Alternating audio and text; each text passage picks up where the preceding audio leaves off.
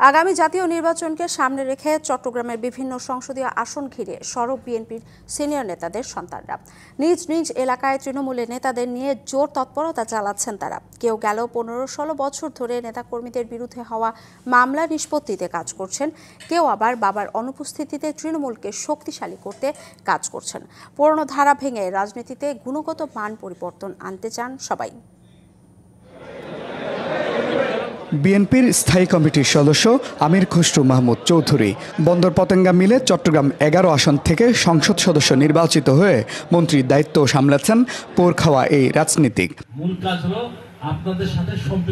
তার সন্তান বিএনপির আন্তর্জাতিক বিষয়ক উপকমিটির সদস্য ইসরাফিল খসরু মাহমুদ চৌধুরী বাবার পদাঙ্ক অনুসরণ করে দলীয় নেতাদের সংগঠিত ও গবেষণা দলের বিভিন্ন কার্যক্রম ছড়িয়ে দিতে ওয়ার্ডে ওয়ার্ডে কাজ করছেন।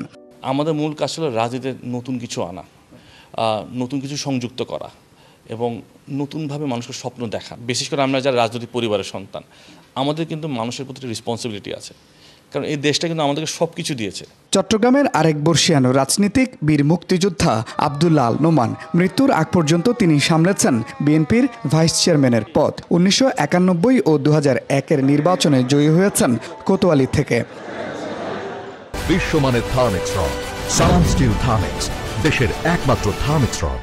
তার ছেলে সাইদ আল নোমান বিদেশে উচ্চশিক্ষা শেষে চট্টগ্রামে ফিরে গড়েছেন বিশ্ববিদ্যালয়। রমজান ও ঈদে চট্টগ্রাম 10 আসনের বিভিন্ন ওয়ার্ডে কর্মসূচি করেছেন তিনি। রাখতে চান বাবার কাজের ধারাবাহিকতা।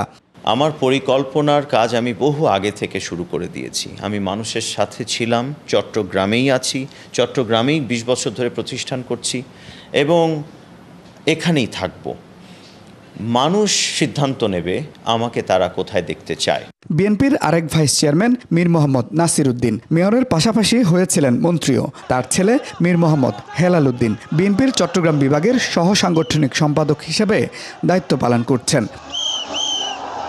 এক যুগের বেশি সময় ধরে নিজ এলাকা হাটহাজারীতে দলীয় নেতাদের সংগঠিত করতে কাজ করছেন মীর হেলাল।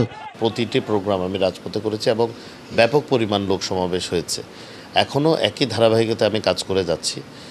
স্বাভাবিক একজন রাজনৈতিক কর্মী হিসেবে নিজের জনপ্রিয়তা যদি যাচাই বাছাই করতে চাই, এটা তো নির্বাচন ছাড়া আর কোনো মাধ্যম নেই। এছাড়া চট্টগ্রাম 5 আসনে সাবেক হুইপ ও বিএনপি নেতা ওয়াহিদুল আলমের মেয়ে ব্যারিস্টার শাকিলা ফারজানা ও চট্টগ্রাম 7 রাঙ্গুনিয়া আসনে বিএনপি নেতা সালাউদ্দিন কাদের চৌধুরীর ছেলে হুম্মাম কাদের চৌধুরীও নিজ নিজ এলাকায় সরব। Mujibul Haque, DVC news, Chittagong.